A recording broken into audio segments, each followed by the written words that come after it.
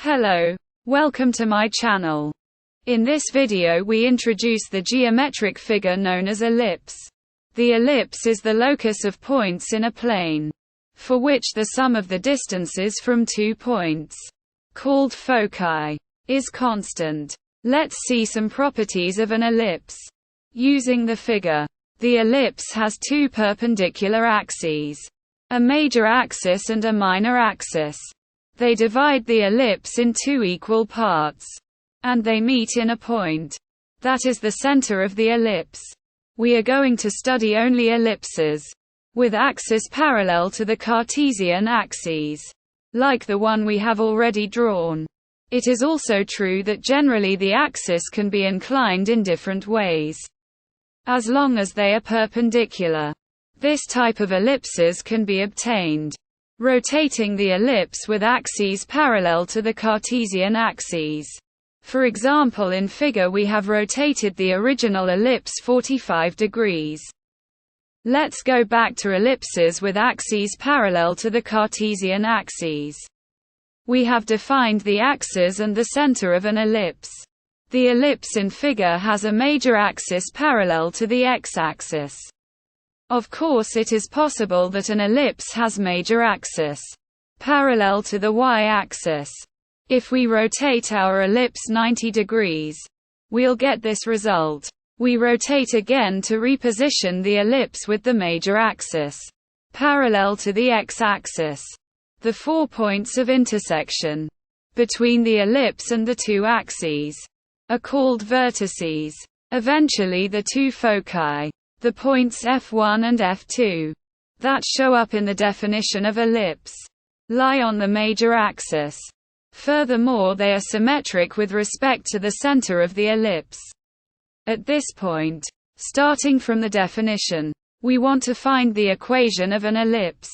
We'll find the equation of an ellipse with axes parallel to the Cartesian axes and center at the origin.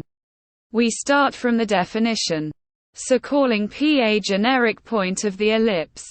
The equation P times F1 plus P times F2 equals K holds. The foci are symmetric with respect to the origin. That is the center of our ellipse. Therefore they have coordinates -c0 and c0. We can ask ourselves, how much does it worth the value of the constant K? And we'll answer this question very soon. If we call A the major semiaxis, that is half the major axis, and B the minor semiaxis, half the minor axis, we can write the coordinates of the vertices as a function of A and B. The vertex V1 is a point of the ellipse. Therefore we can write the framed equation with V1 instead of P. V1 F1 plus V1 F2 equals K. Using the coordinates of the 3 points involved, we get a minus c plus a minus c equals K. So K equals 2a. We have found the value of the constant K. That is equal to the length of the major axis of the ellipse. We also want to find the relationship that links the quantities A, B and C. Let's consider the framed equation for the vertex V2. V2 times F1 plus V2 times F2 equals 2 times A. We use the distance formula, and we get V2 times F1 equal to the square root of B squared plus C squared. And V2 times F2 is equal to the same value. So 2 times square root of B squared plus C squared is equal to 2 times A. Therefore B squared plus C squared equals A squared.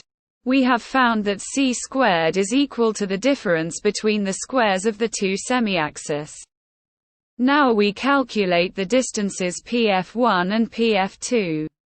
With P a generic point of coordinates x and y, PF1 is equal to square root of x plus C squared plus y squared, while PF2 is square root of x minus C squared plus y squared.